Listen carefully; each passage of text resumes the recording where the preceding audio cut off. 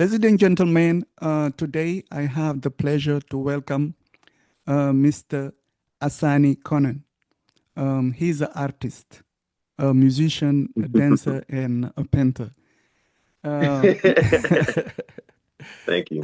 Thank you. Mr. Hasani, thank you very much for joining me under the Human Rights Tree. Thank you, Alpha, for having me. Yeah, as previously indicated, I'm inviting you to talk about your work. And my first Yes. question is, were you born an artist? Yes, the I will definitely say I was born into it, and it's a fundamental part of my being. You know, they say that if you wake up and the first thing you think about is making art or making music, whatever, then you are an artist, you're a musician, whatever. And had that ever since I could pick up a pencil. Once I figured out you could put this on paper and you can create, Mm. I just had to keep going. So I could definitely agree with that. Were you born in Chicago? Mm. I was born in Oak Park, a west suburb of Chicago. Um, my mother is from Barbados. Um, so also coming from a first generation immigrant family. My father is from here, America. I believe Chicago. Yeah, yeah. Mm. Um, yeah, a lot of mixed heritage. My mother is all right. My mother is a African Caribbean dance teacher, Okay. both as a profession and as just like her belief system. So my family, we've definitely been just raised around, the whole like just art, African the African diaspora. Um just everything is creative, everything is Afrocentric to a certain extent. Mm. And yeah, uh I guess a few like fun little tidbits about my birth. Mm. I was like the first baby in Oak Park to be born in like their like water pool, like Oh. I guess Mm. way. So I was born in the water, shout out Aquaman. Okay. Um and my when I was in elementary school, I want to say in kindergarten, my mother she saw that my school at the time, Longfellow Elementary School, didn't have a Black History Month program. Okay. So she created her own program, um in which she taught children African dance, Caribbean dance. She invited uh people from Chicago, especially on like the South side, well, South and West side, uh, to come and perform and overall be a celebration for um, just the Black identity and celebrating where we come from and creating a space you know for us to celebrate. Mm. Based based on what you are saying, you look like your mother played and still may be playing a huge influence on you. Can you tell us a little Absolutely. bit about her background growing up in the island of Barbados? And did you have the chance to visit that island?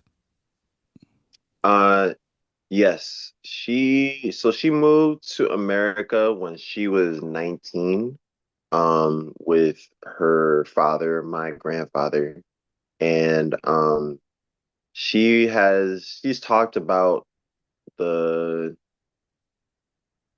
the difficulties of transitioning and kind of being in this like shifting space of like she's from Barbados, born and raised, you know what I'm saying? And she comes to America, for more opportunity.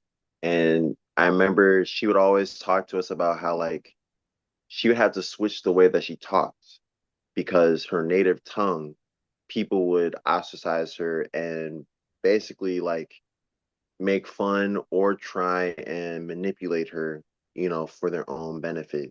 Um, so there's a just based off of that, and then the years after of like kind of being torn from two different places, she loves the warm weather. She chose a very interesting spot, being in Chicago with the winter. Yeah. Um, but she would often talk about, or she's talked a bit about like just some of the difficulties of like feeling a bit like a stranger of both lands, in America. She's seen as black, and her blackness also is different compared to maybe the American experience. Yeah. Then going back home and still feeling a bit of distance, because she's not living there now. She's there to visit and, talk with friends, reconnect family, that kind of thing. And I only know like a smidge of that feeling. Luckily we've been able, my family and we've gone back to Barbados frequently, or had gone back frequently. Used to be like every other year we would go back to Barbados. I mean, currently with the economy, that, doesn't really happen all that often. Um, but I feel a little bit of like I miss this like imaginary home, but I don't know that home enough to really feel like I can claim it as my own, you Okay. know? Yeah. So there's definitely been a part. There's been a couple of years where I've like questioned like who who am I, culturally, my mother's from Barbados, I certainly have, Bayesian, in my blood. It is what it is. But I've also grown up in America, and the American identity, that's its own, not to say Barbados, isn't something that has nuances and whatnot, but America is also has its own, you know, large identity stuff going on.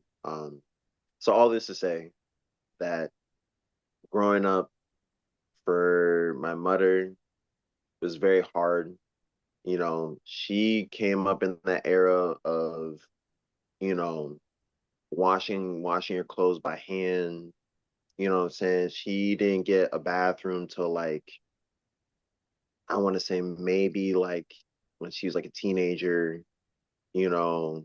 Well, let me not say bathroom, but like a shower, like, you know, and Mm. that's just the way, stuff was back then in terms of the islands and just places people consider like third world countries and that kind of thing. Yeah. Um, so she's had I would say a very hard life. She always says there's someone that's always got it better than you. There's always someone who's got it worse than you. Yeah. Um, but all this to say, she's faced her struggles, I've faced my struggles, and the reason why I am influenced so much by her is she's someone that just sees me for who I am. Obviously, I'm her son, but there's just this connection that it's kind of like she's like my twin sometimes. Like she can just tell, what I'm going through without even having to say. Mhm. And she has provided me a numerous amount of tools to deal with certain realities of my life, especially being a first generation, immigrant, family coming up in America. Like I didn't even know that was a thing until like college.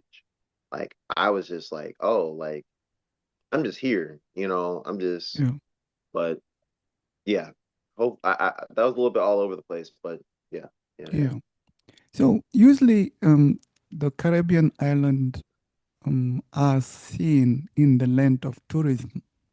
place, Yes. nice beaches and things.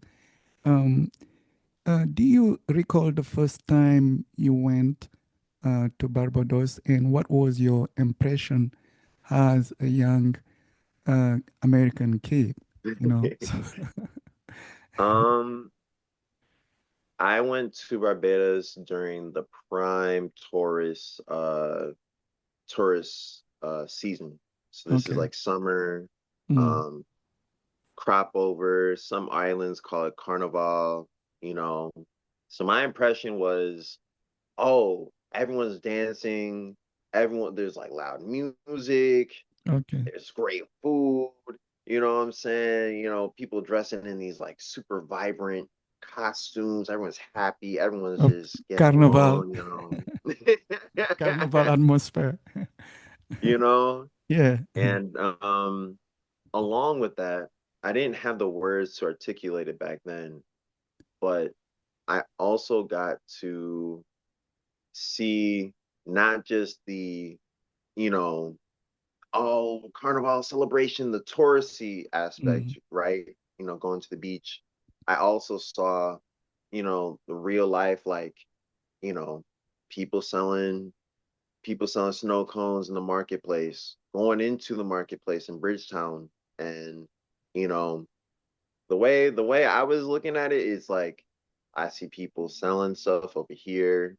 I see people asking for money, looking distressed, mm, I'm seeing regular, I shouldn't say it like that. I'm seeing families and whatnot walking around, children playing around. I'm yeah. seeing people getting scolded at. I feel like I've been lucky enough to have had a very raw uh, viewing of Barbados. You know, we would always go and stay at my grandmother and my mother's house that they've had for a number of years. So we never went to like a hotel or like anything like that. Mm, Um, so the way we experienced Barbados was similar to how my mother experienced Barbados when she was growing up, I see. taking the bus, taking the taxi, you know, and in there, the buses are super compact. There's like six, not 10 people in there. Yeah. Yo, come on, very fast, and overall, I feel like as a youngin, being old, the old 25-year-old I am, Mm, um, I feel I got a decently well-rounded experience of Barbados. I experienced the countryside, people who are living on the farms, that kind of thing. Uh, People who live in the city. Um, I remember there was a night where our family, we went to a soccer match that was just out in the fields, people playing barefoot. mm, That's the kind of experience that I had in Barbados. It's very real, unfiltered. It's just we just doing it. yeah. Um, I will say though, um, in my interactions with the more touristy side of Barbados, I did get a little bit confused because part of me did feel like a tourist, Mm, because I'm coming from America. Yes, my mother's from Barbados, but I don't speak Bajan patois the same as everyone else. yeah. I certainly don't know enough the history or, some intricate like cultural stuff, you know. So there's a bit of like wrestling with my identity of like, am I a tourist? Am I a native? Where do I sit in all this? And I've definitely come to accept more that like I am who I am. Yes. And, Mm, you know, no matter I am Bayesian and American. I hold both of these identities and I can take pride in the fact that I have an entryway and I have lived and am living both simultaneously. They don't need to be separate and they aren't separate. They actually intertwine with each other. And there's no amount of, you know, learning about the Bayesian history, you know, talking all the slang that will validate or justify my identity. My identity is my identity, and I am Bayesian just as anyone else, simply by the fact that my mother is from Barbados. So Mm, by rule, I is Bayesian. That's just the way it should go. Your mother mm, from here, then you from here. yeah. So yeah. As you indicated, you were born in Oak Park. For the people who hmm don't know Oak Park, can you tell us a little bit about that area of town that Mm. is near Chicago? Mm, Oak Park is a suburb of Chicago, a west suburb of Chicago. mm, And suburbs in America suburbs are like separated living towns that kind of it's like when you watch like a movie and mm, it's like the idyllic American life. yeah, That's kind of what suburbs trying to embody, right? okay. So I say this to say that Oak Park is like it's on the surface level super diverse. Um, you get to have, the nice houses, you know, you get to after school programs are pretty decently well funded, you know. Um, it's overall pretty secure, like you can raise a family here type of energy, you know. I see. Um, but on a deeper level, it is still very much, and some would even say the epitome of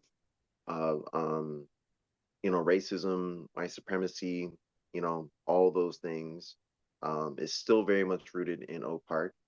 And I guess I put this in the forefront because Oak Park is seen on a national level as like this is like a super diverse like place, you know, and its relationship to Chicago is like if you want to experience Chicago, but you don't want to live in Chicago, then you can live in Oak Park, right?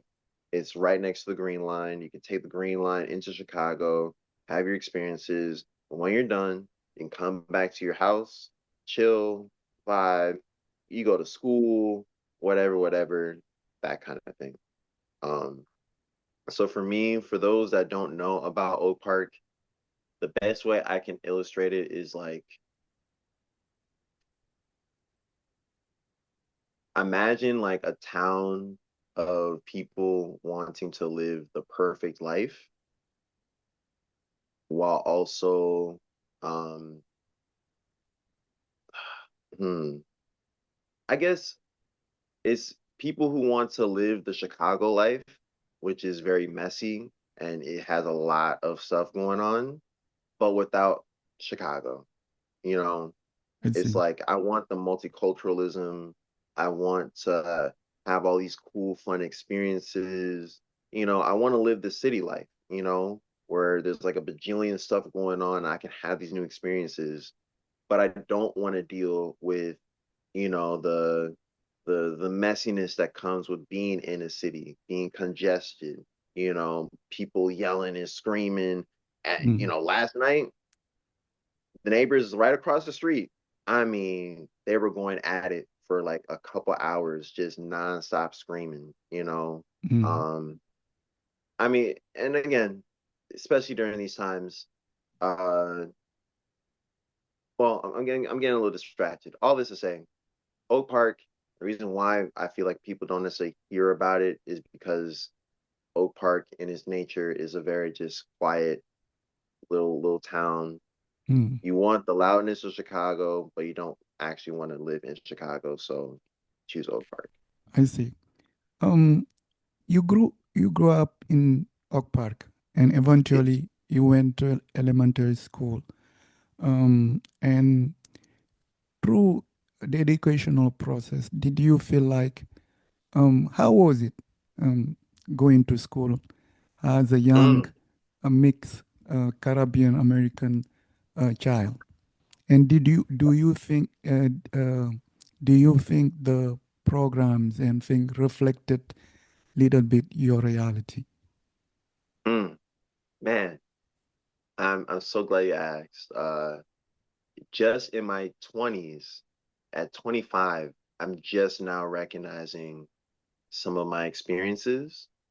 And growing up in Oak Park, especially in the educational system, I did not see my reality reflected in front of me, especially my heritage. The way I can illustrate this is whenever my mama would put on the big performances and whatnot, within our thing, amazing. I see myself, I feel seen, I feel, this is me. After, it's like no one knows anything about what I'm talking about. I try and bring up African dancer, drum. They're like, I don't know what you're referencing. Like, you're talking about Africa, aren't you? Isn't that where people like, isn't Africa like a country, right? You know, like, this is very ignorant, you know. Um,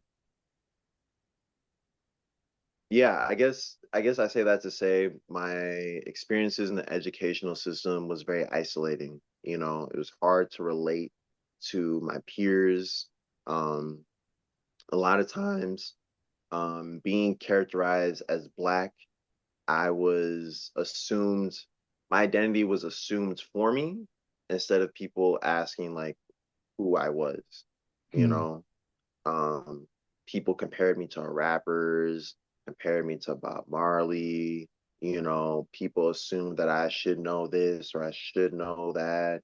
You know, there's this term that um, is called an Oreo, and an Oreo is someone is a Black individual that people see as Black on the outside, but you're white on the inside, Hmm. and that's how a lot of people, I feel like, viewed me to a certain extent. Either that or they simply did not know like what to do with me because I just did not fit within their, way of viewing the world. I Um, see. so I say that to say though, with the isolation, I certainly spent a lot of time studying just like the world and just different philosophies, mythologies, Hmm. um, different kind of music. Um, just overall, it gave me a lot of time to study myself, study the world, and overall gain more appreciation for just how vast and diverse the world really is. I feel Yeah. like a lot of people, including me, still, a lot of people assume the world is just this. Hmm. There's only gonna be these type of people, these kind of things. Anything outside of that is just like weird and whatever, whatever. But recognizing how like, oh, we're all part of the same story. It just Hmm. changes up a little bit depending on what area you're in. Um, and that's a whole rabbit hole in and of itself. Hmm. Uh, all this to say that growing up in Oak Park in the school system, it felt very isolating, but also illuminating and very educational. I would be a fool to say that I would be in the same spot that I'm in right now, if I grew up anywhere else. Um, I'll definitely state that Oak Park, the Oak Park culture, community, educational system has definitely given me a lot of tools to navigate the world around me. Um, and it was very isolating and very, I felt very misunderstood just off that. I see. You look like art has been always part of your life. As you Mm, indicated, your mom was a artist.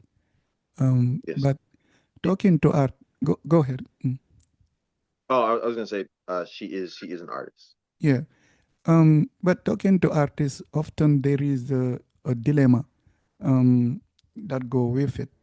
Some, Mm, despite having the artistic genes and ambitions, they may be mm, discouraged, considering the fact many view art as not a real profession. You know. So, did you feel like growing up wanting to be an artist? Do you feel like your parents were supportive, or they did remind you that perhaps there was other profession that can you can pursue? Which mm. what was the reality when you come to you? So my parents had different two different reactions. Mm, My mother was just like, "Oh, so this is what you're gonna do? Okay, well, I know this guy that can do it. So if you wanna go into art, I know a Baba that knows in art. Want to get into drumming? I know a Baba that can get you into drumming. So okay. she was very, very supportive off that, Mm, and was very real about the reality. She mm, was very much like, yeah, like you can do art, you know, and also recognize that it is a hard life because you are in a world and in a society that does not value the work that you put in, you know. yeah. So going into it, you know, um, and recognizing that making art and all this stuff isn't just for the glitz and the glamour and notoriety. This is an inherent spiritual practice. This Mm, is bigger than just you. This isn't just about showing off, whatever it is that you do. mm, It's about inspiring the next generation. It's about giving back to your community. It's mm, about, connecting the past and the present and therefore illuminate towards the future. mm, So she's very supportive and very just very real about what it means to be an artist. And she's the kind of parent we would talk about this a lot where she would say that one thing about American society is that math and science are highly prized. You know, the arts are not. mm, And it leads to an off balance society, you know, because mm, we invest so much time, so much energy into the maths and the sciences. And we look at where we look at where things are right now. And it's mm, like, yeah, we have a bunch of people who got computer science degrees, who got, you know, whatever kind of, math or science degrees has not made the world, it's definitely made the world more convenient, right? yeah. But we have a huge problem of mental illness, lack of spiritual growth, just overall, like even physical health, you know, all these things that we haven't dealt with. And you have the arts who have literally have been made and built to deal with these situations. Oh, you have something going on in your mind, use art to express it. When words can't help, try and illustrate it. Oh, you want physical movement? Dance. It's Yeah. right there. Like, Mm, music, whatever. You have these things that are not just these like, oh, it's if we have, it's like a little cool little treat that you can get if everything is done. It's like, no, this is like real science. This is its own legit study that people have to get educated on, have to study, have to put time and energy into just as much as if you were studying math or science or whatever, you yeah. know? Mm, So that was her perspective, and that's how she treated the arts within our household. And so that's how I treat the arts. mm, My father mm, was very much arts aren't gonna get you money. Okay. You need to be an engineer, you need to be a doctor, you need to do a job that can get you money. You do that art stuff in the background, when you got extra time.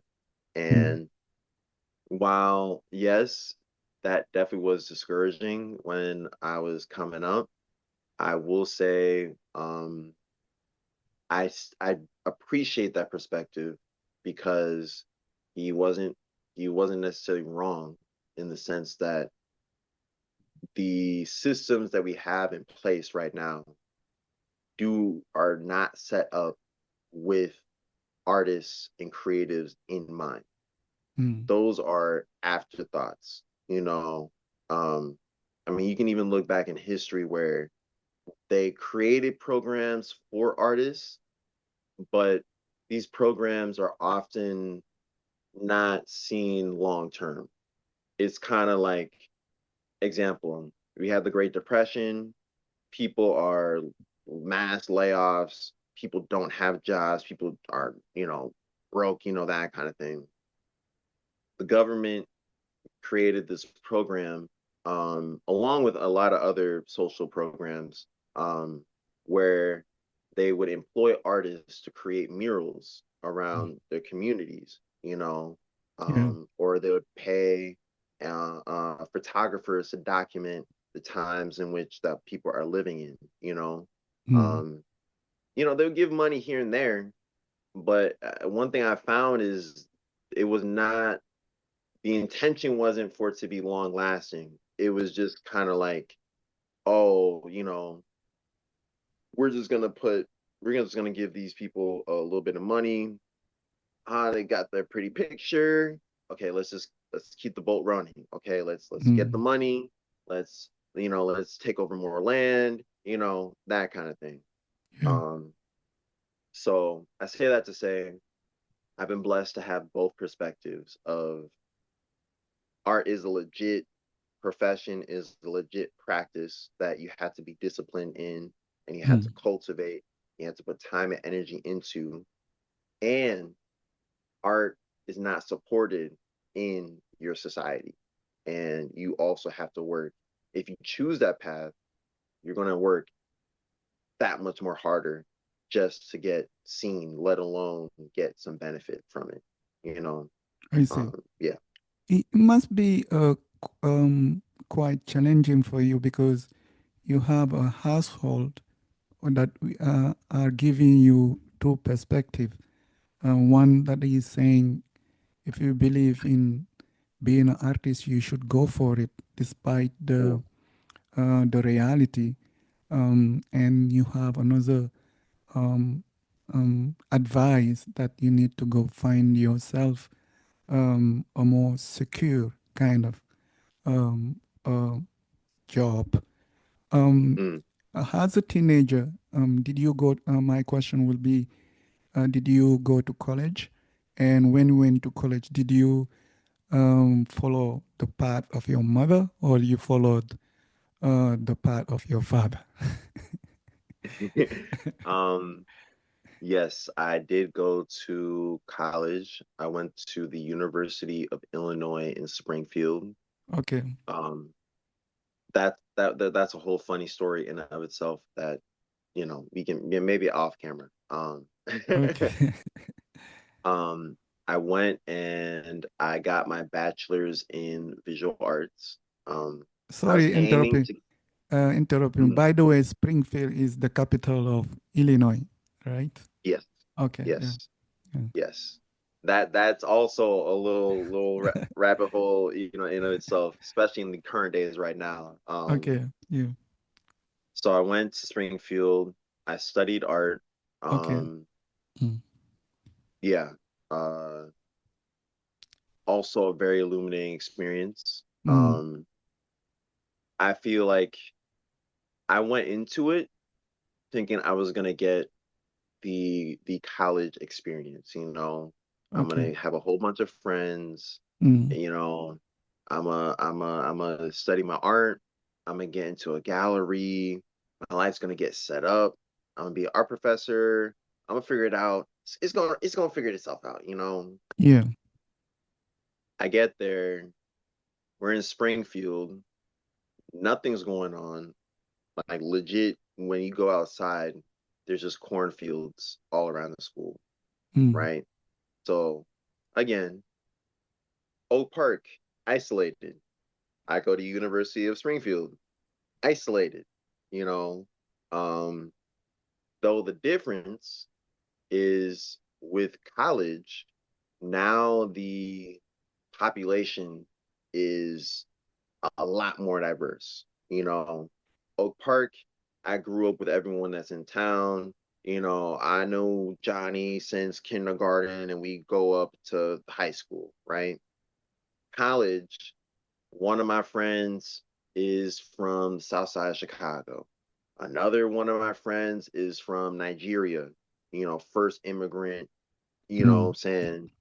So now my worldview is also broadening, and I'm seeing just now I'm seeing more ways of being mm, um in a more isolated, compact environment. It's not a big school. Um, it's very similar to Oak Park, where you know once you settle in, you basically know everyone on campus. Like you'll know, like, oh, that person over there. Oh yeah, we don't talk about that person over there. They did, that I kind see. of thing. Mm, Um, in terms of my studies, um, I mean, there's a whole. I'm not gonna get too deep into it because that's its own rabbit hole. But when it comes to the visual arts, I will say it provided a very it provided me an incubator to really focus on what my vision is as an artist. You know, I mm, feel that being in an isolated area, my visual art practice really like skyrocketed. You know, I didn't have a lot of distractions or like, I mean, there would be like, sorry about that. it's Um, okay. there would be parties, there'd be, functions and stuff like that.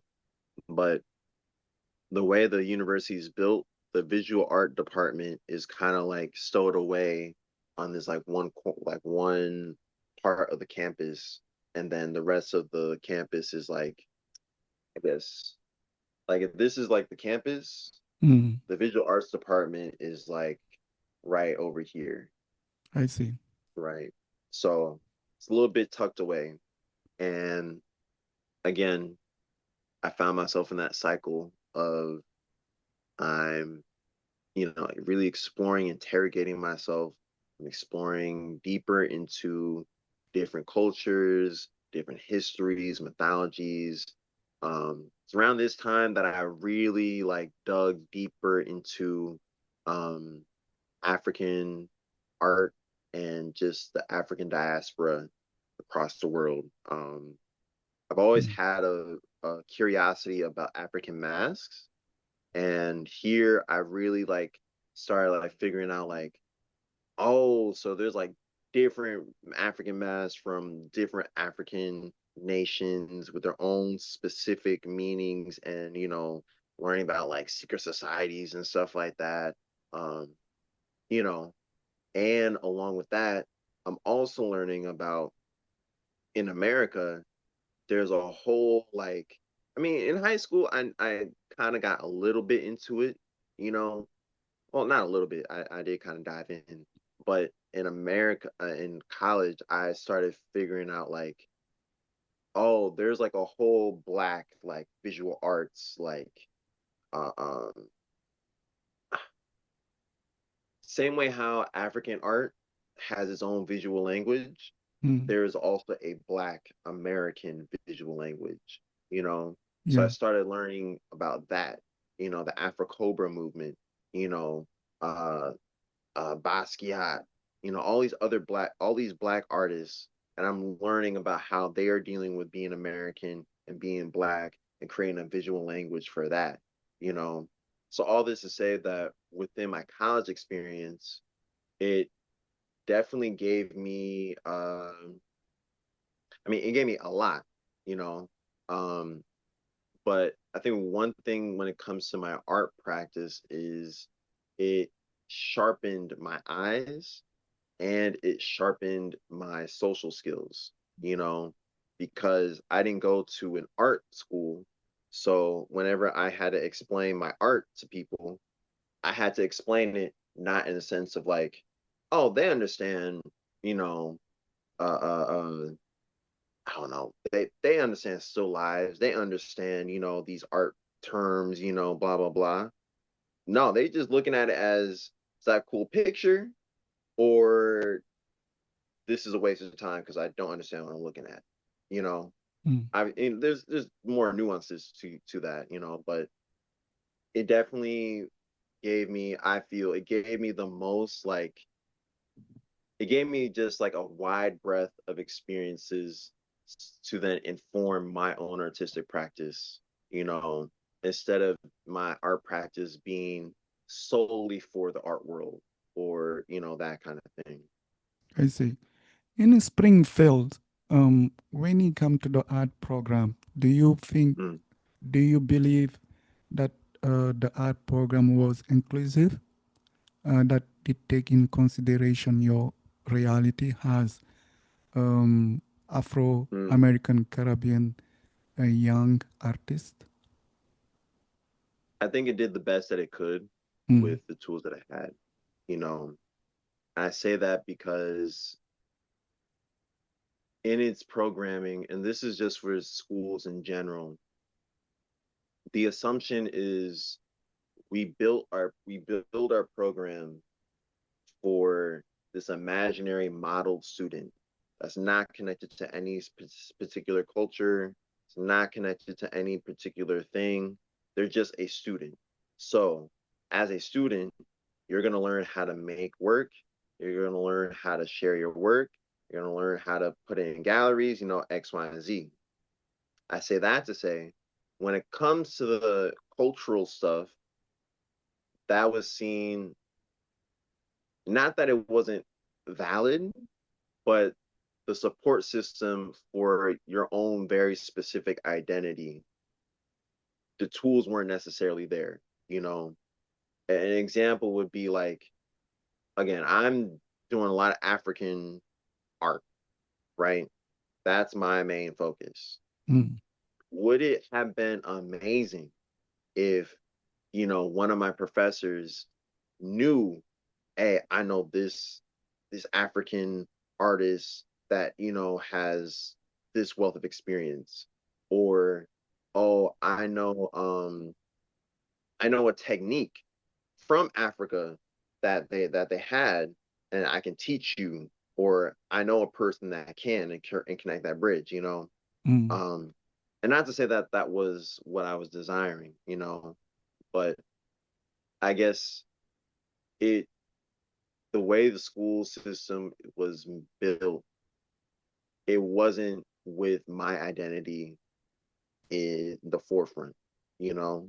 I see. And because of that, my experiences, my reality, it was it was reflected, but reflected in a lot of just pieces, you know, Mm. like in the art program, as an artist, as someone who just studies the visuals and visual medium, I see my reality reflected, how we're looking at color, how specific are we with mark making.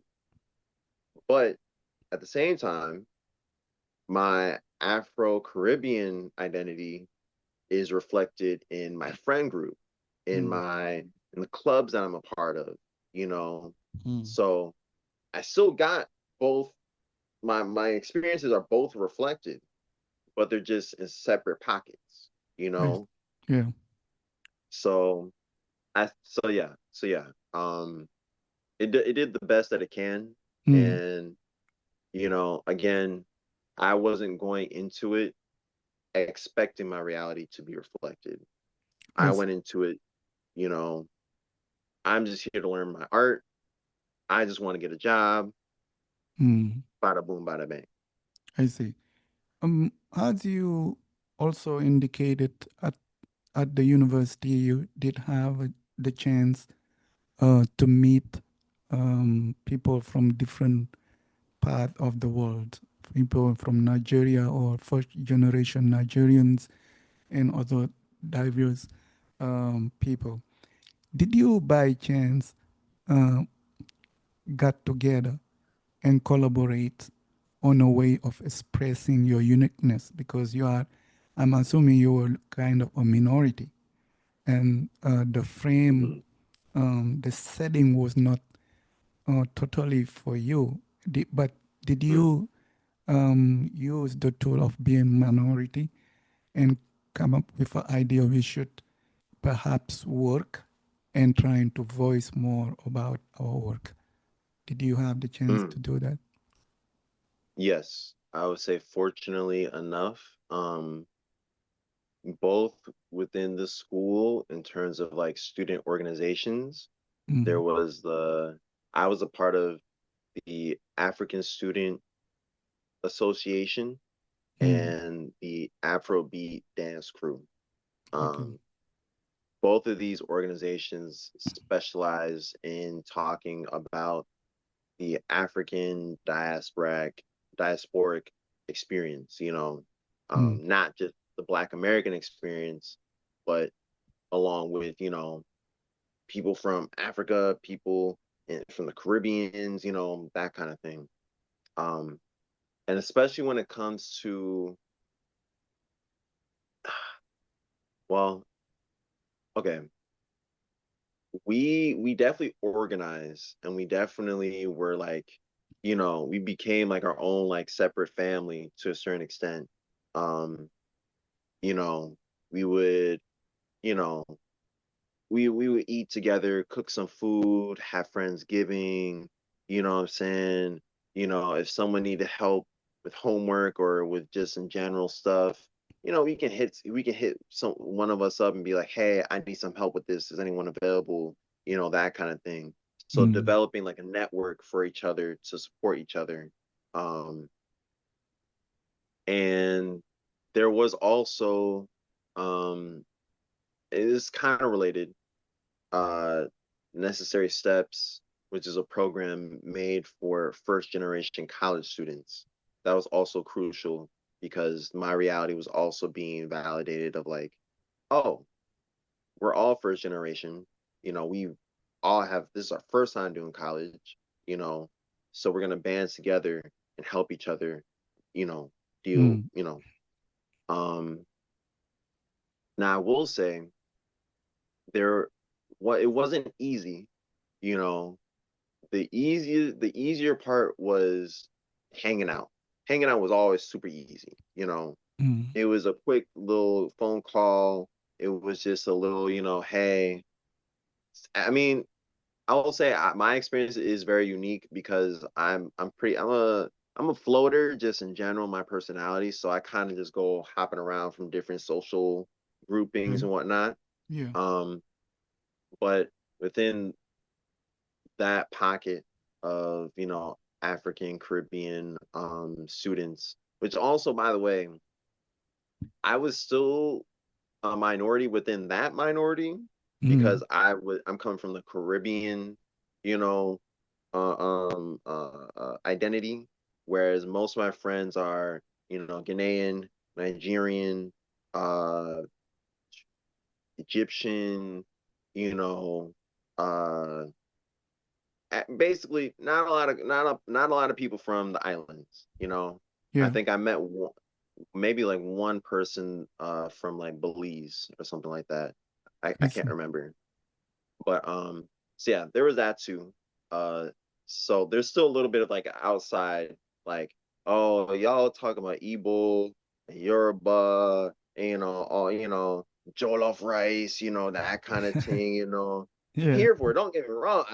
Hey, shout out jollof rice, Yeah. um but I also still felt a little bit like an outsider, Yeah. because one, my Caribbean heritage, is not reflected, Mm, and it's not necessarily like, talked about that often. And then okay. two, the stuff that I do know about, African dance, African drums, this was simultaneous to Afro beats. You Mm, know, that's the current zeitgeist going on. So a lot of my friends that were, Nigerian, Ghanaian, uh, descent, they're like, yeah, Afrobeats, like Burna Boy and Davido, Mm. and I'm like, oh, but like, what about like the djembe? You know what I'm saying? What about, Mali? All this. They're like, uh, They uh, don't know. uh, you know, Yeah. and that's when it became privy to me, like, Mm. oh, so like the same way how in America we're not taught about our past, the Mm. same happens in Africa, you Yeah. know. Um, I don't Yeah. I don't know the specifics. The, Yeah, the yeah, yeah. mistake is like often Africa is viewed as a whole, and is Right. a huge mistake because even there is the francophone Africa, there is the Lusophone, there is the English part of Africa, and among even the francophone or English one, Africa, there is a huge diversity. So it's quite Mm-hmm. a very, you cannot put everything in the same package. Otherwise, you will end up mix mistaking, Yes. on people. Eventually, if I'm not mistaken, you graduated, and after Yes. graduation, you have to face the real life, outside college. How were you Mm, able to use your first? Did you, after graduation, did you focus on working as an artist? mm, And if is the case, what was your art is about? mm. Um, Luckily I was able to focus and still am able to focus on my artistic practice after college. Okay. Um, Wait, what was the second part of your question? The if you work as an artist now, what is your art is about? Because I believe Mm, mm, each artist have his own path too. right, Because the characteristic of being an artist is being you and right. letting your work reflect the person you are. Now, Mm, as a Asani, when we take your painting, what is your painting is about? Because as you indicated, some people they come, they face your work, they don't quite understand, and you cannot blame them because they may come from a different background, right. and they live another life. They have a journey that it doesn't reflect your journey, and every artist trying to say something. So, in your art, Mm, what are you trying to tell people, and what is unique about your artistic work? mm. My artistic work, mm, mm.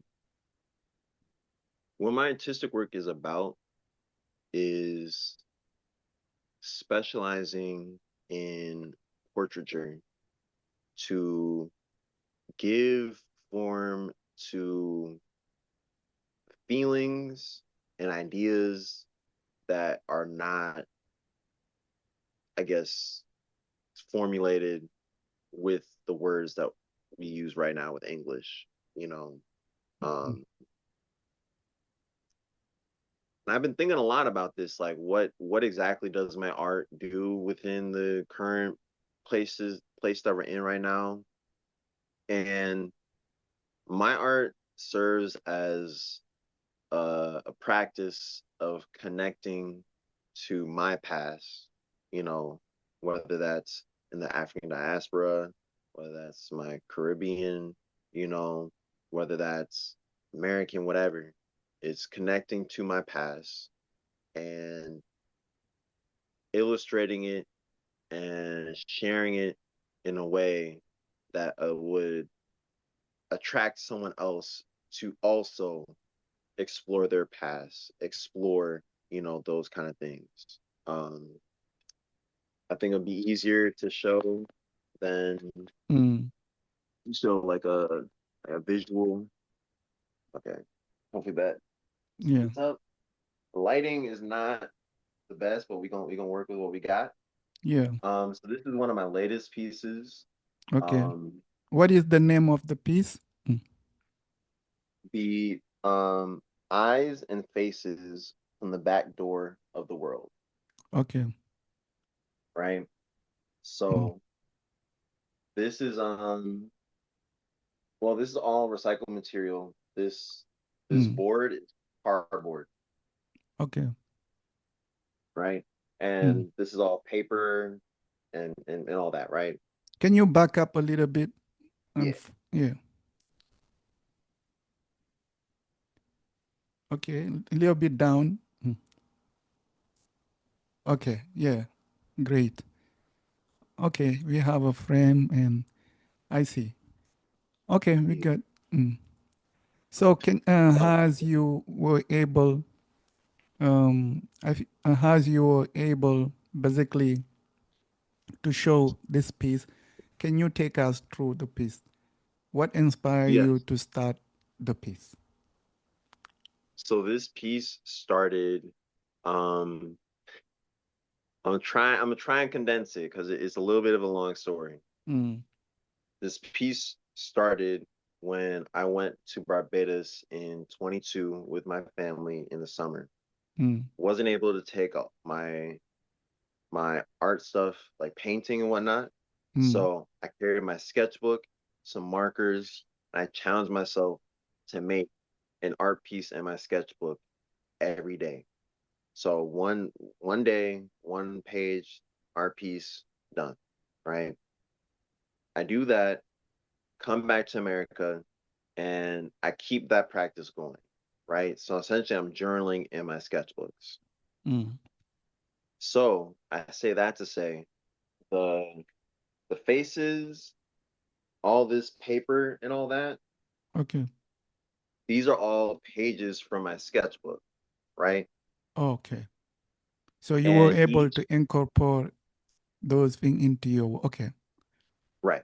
Mm. So these faces, um, these faces basically captured what I was feeling at that time, Mm. right?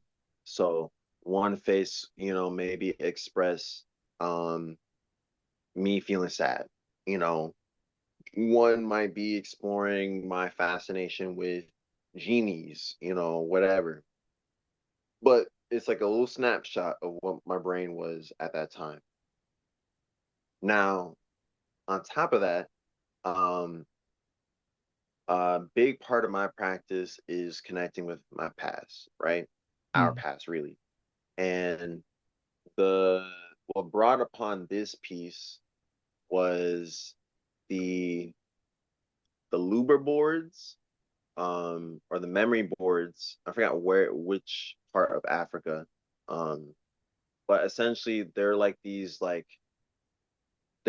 wooden boards, and someone within the village um who can read it basically has like shells and stones and stuff on it, and depending on what's on there, someone will look at it and be like, oh, this Corey shell represents the dynasty of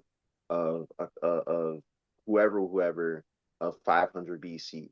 You Mm. know, this represented, when we had that great fire, da da da da da da da.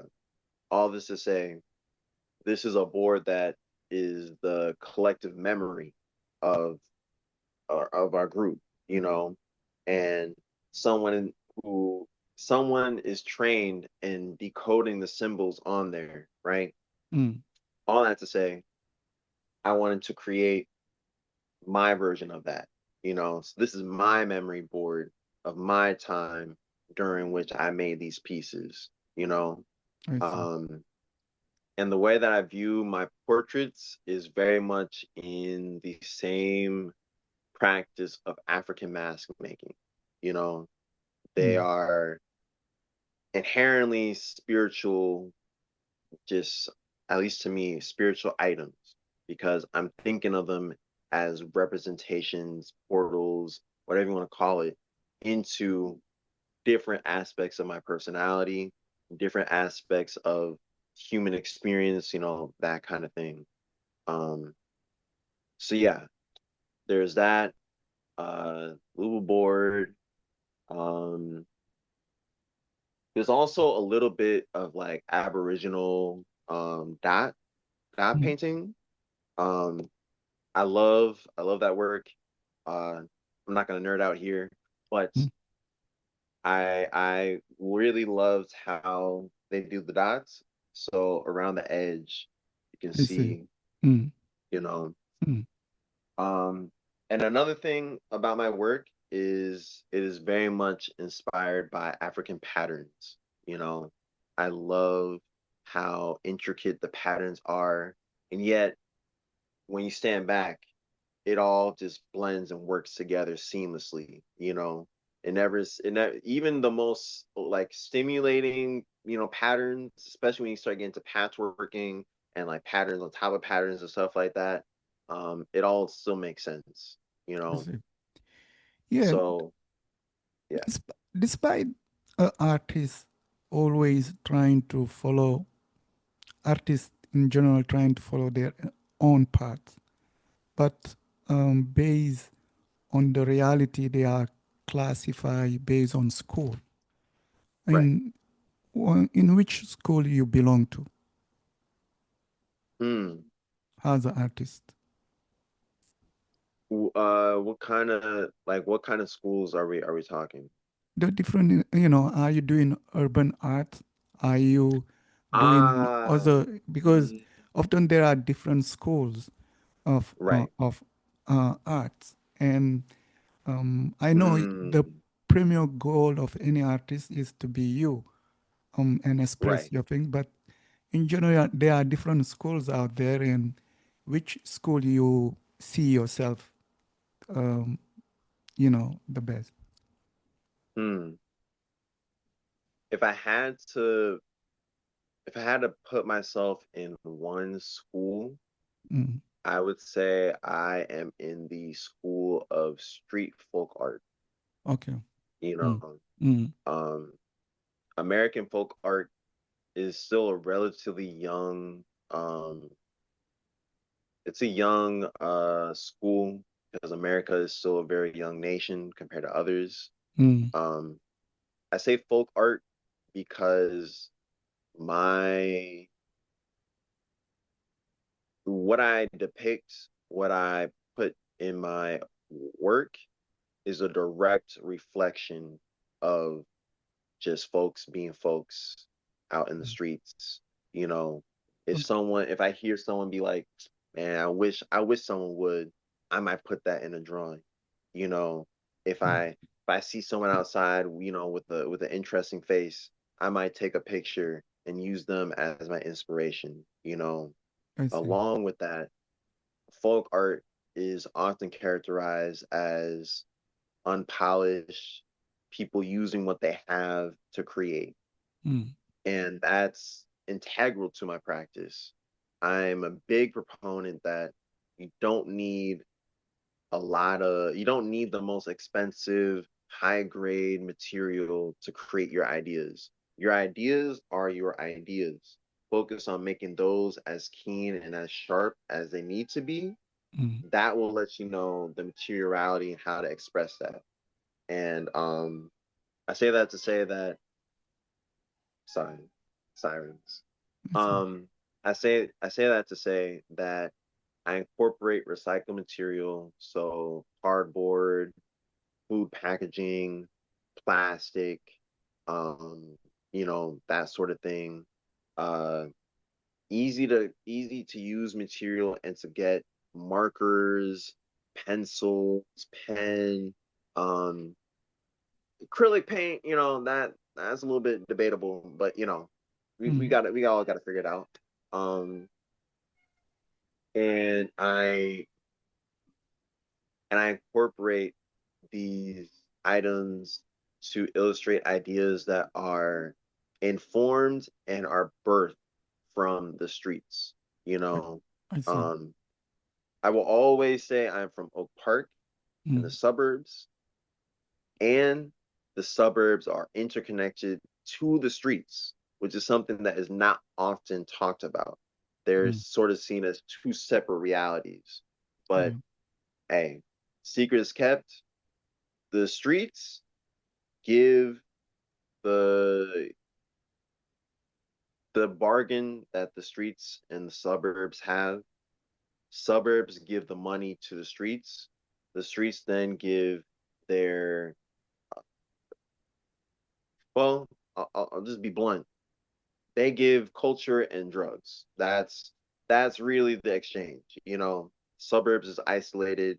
You when you're isolated, it's hard to really develop a culture because culture requires sharing and actually communicating with other people different from you. Mm, So in exchange of money, you get culture and drugs. I see. So yeah, As an artist, you are trying to use your art to make a living. mm, I'm assuming you're trying to get into galleries so you can sell your art. You are trying to find different ways to earn money. So, how is it that journey on trying to find galleries to present your work, trying to find other mean to make a living uh, doing your art? Is it a easy part or it can be challenging? very challenging, very challenging. Right now, my situation is kind of like patchworking what I can find and what I can get. You know, I would say one thing that I appreciate about myself is I have the ability to do the visual arts and musical arts and dancing arts. I say that because music definitely pays more and it's more immediate. You know, Mm, you perform, get your money, you're done. You know, yeah. visual art, what is a struggle is a lot of the work is outreach. It's finding a gallery to join. It's posting on social media. It's just getting it in front of people's faces so that Mm, they can at least look at the stuff. And then on top of that, you want to get a price that compensates for the amount of work that you put in, you know, and is reasonable enough for someone to actually buy it, you know. And what's really messed up about the art market right now is you have just obscenely, just ludicrous, like expensive work, bajillion dollars, millions of dollars, at auction houses and stuff like that, right? mm, And that's seen as extremely valuable, you know, blah, blah, blah, blah, blah, right? But a lot of this work is not in the streets. You have to go to a museum to see it. You have to go to a gallery to see it, you know. Um, and I say this to say that when you get someone like me or anyone else who's just trying to sell it, you know, to the everyday common person, to a certain extent, they looking at you like, why? Well, you know what? Let me not say that because that would be fictitious of me. For me personally, people are interested in buying my work. Um, the thing that's holding me back is creating a system that is sustaining, you know, mm, especially when it comes to how often am I making the work? Um, what is a price that is consistent enough?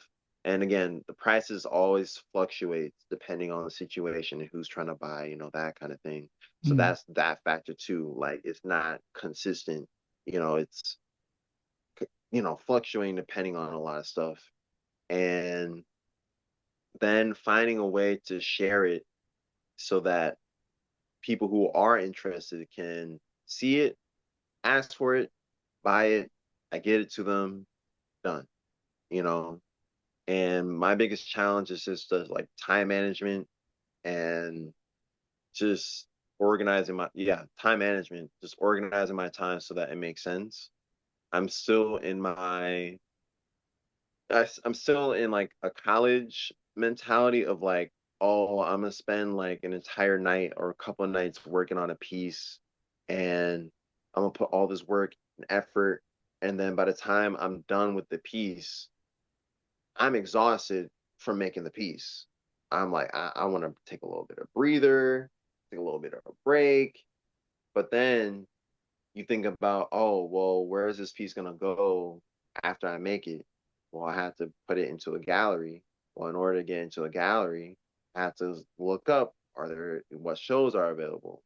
Oh, and if I want to put up my own show, I have to contact the gallery. I have to, you know, there's a lot to it. There's a lot to just trying to get it out there, which is its own practice in and of itself. And I remember being taught this in college, like different ways to do it. But I think what's tricky right now is just with social media. It just it makes it seem like whenever I post, it feels like it just kind of goes into the void. Like no one's really paying attention. No one's really looking at it, you know. Um, but now I say it out loud, that's actually kind of false. Um, yeah. So I guess right now, most of my income really extends from like doing gigs for music. I Mm, have long-term projects that I do with the arts in terms of like mural work, you know. mm, Um, but that kind of stuff takes a lot of time and preparation on the back end. So it's almost like okay, during this season of my life, let's say like October to December, I'm not getting any money art wise, you know, because I am preparing for summer, because in the summer, that's when we're going to be doing the mural. And once we do the mural, then you get paid, you know?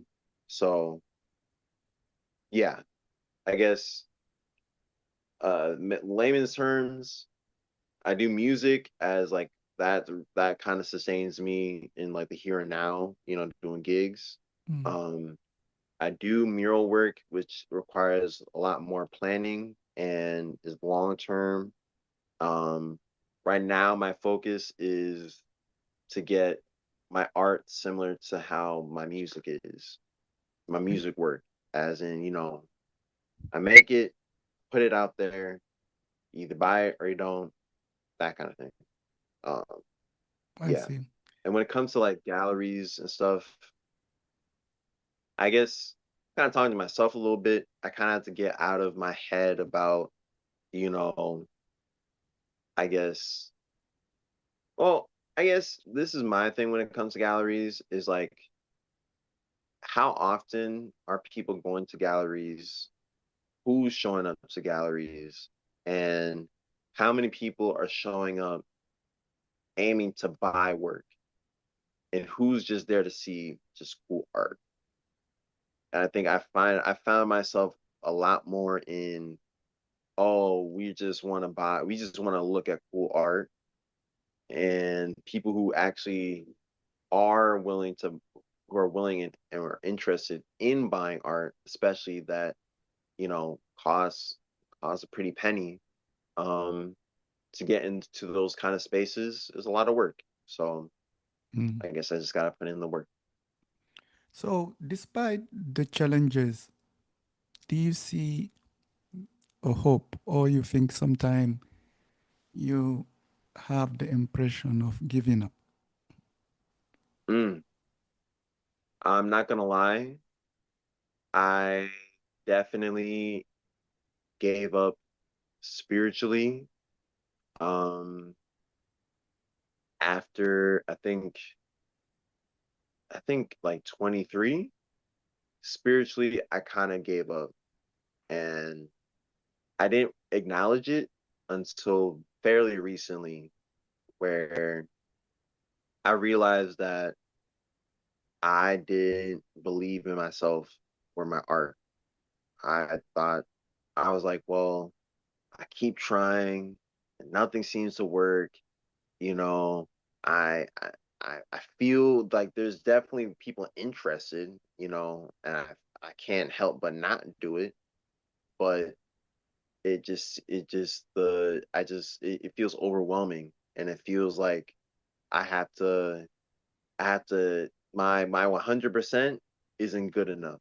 I have to get 200%, and I don't feel like I have that within me. Um, now, well, okay, I had that feeling, but every time I wanted to sing, every time I just wanted to put in just give in, there was always something or someone that was like, no, keep going. Even when I doubted myself, people in my life, um, experiences that I have constantly tell me just keep going. Because at the end of the day is bigger than you. It's not about the short term, especially when you're doing visual arts. Visual arts is a long game. You know, you put in a lot of work and hours into an art piece, its appreciation will then last even longer. But you have to be willing to you have to have you got to look at it in the long term. you know my viewpoint was the short term. It's like I need money right now. I need sustainability right here right now. And the kind of work that I make, that or kind of work that really fulfills me, like making like big, really big pieces. um that kind of stuff takes time, and it's not going to come like that you know I see. um so I would say what gives me hope in this crazy world of making art. Mm, um One, God. I will be the first person to tell you that I used to not I used to be very resistant to God, spirit, whatever, and life has continued to be like, nah, he's here, you know. So having faith in God, having faith in the universe, it's always working in mysterious ways.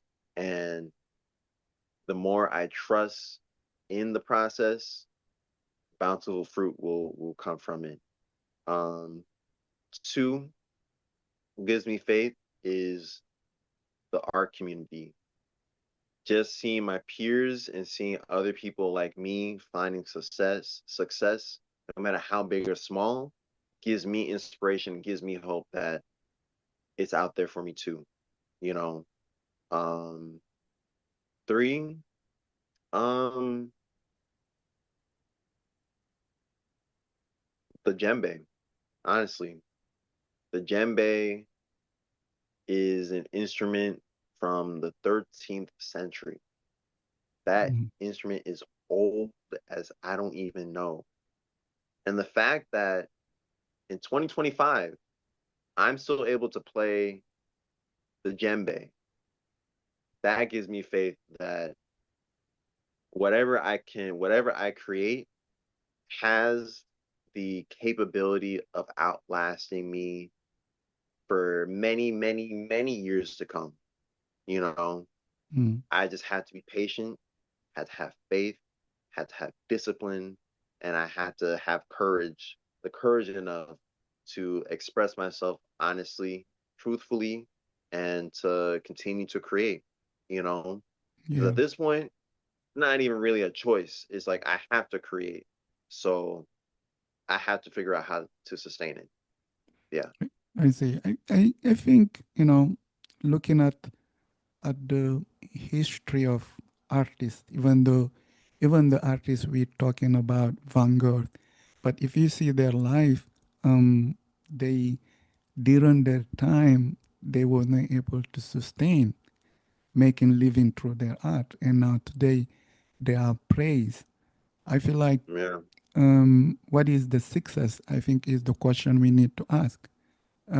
What is the artistic Mm, success? Um, you're absolutely. doing art because without art you cannot live. I believe A real artist. It's Man, not about the money. Nothing is. If I don't do it, I will not be able to sustain living in this earth. Therefore, doesn't matter who buy and think. What is, I believe, most important is the perfection you're getting in the journey. Every time you're doing, you're seeing yourself learning more, yes, building stuff that you didn't imagine.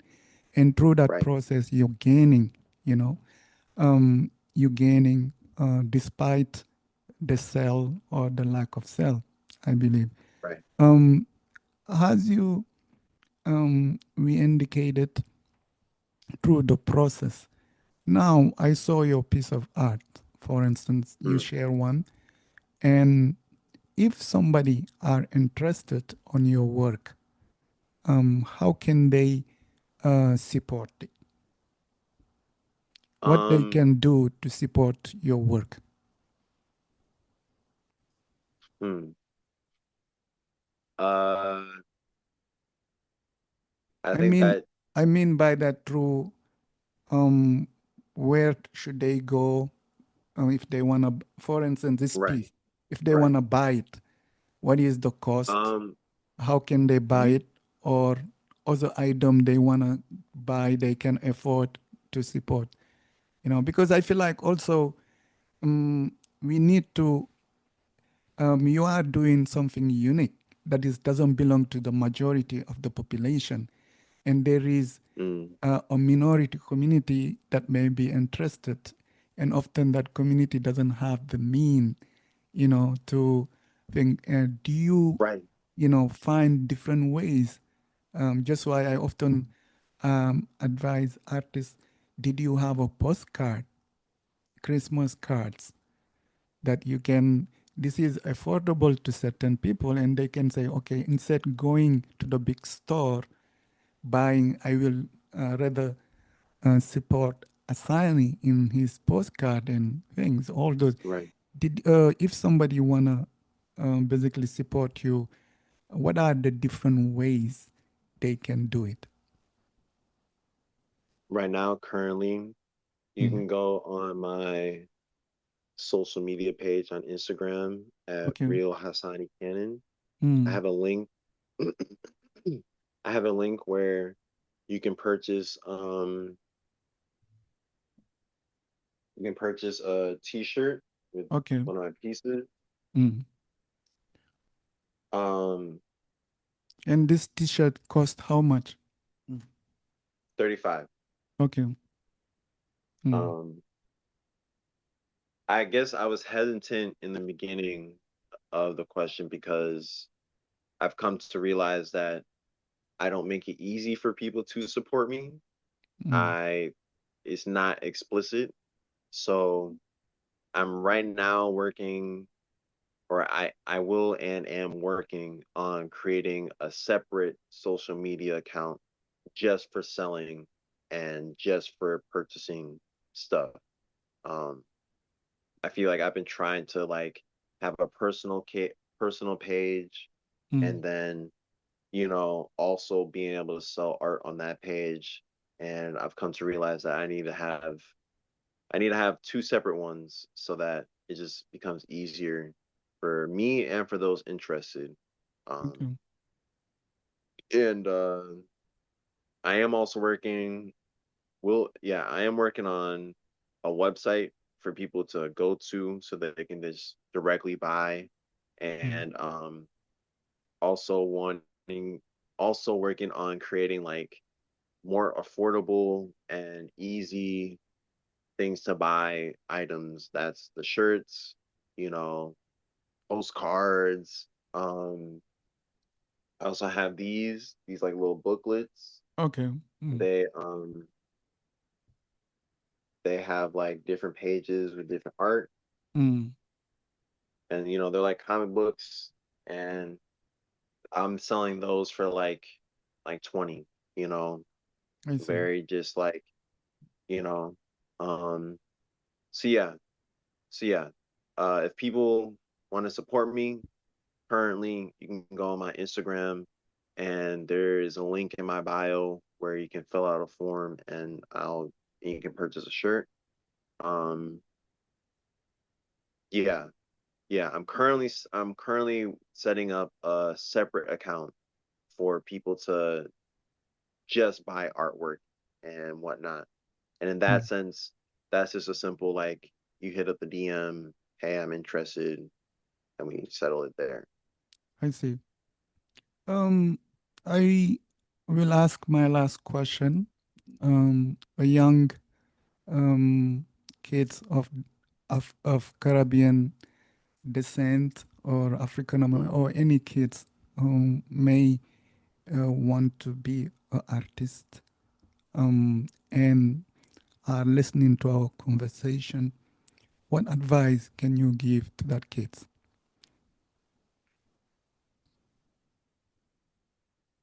Just be yourself.